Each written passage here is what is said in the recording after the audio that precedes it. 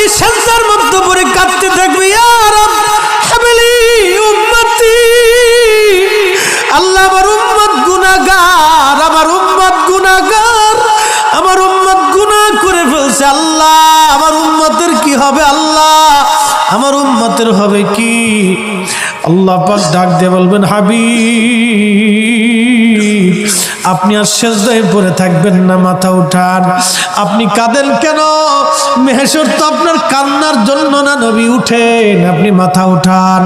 আপনার জন্য আরশে মুআল্লার ডানে একটা কুরসি পেতে রাখছি, একটা চেয়ার পেতে রাখছি, একটা আসন রাখছি, আপনি নবী সেই আসনে বসবেন।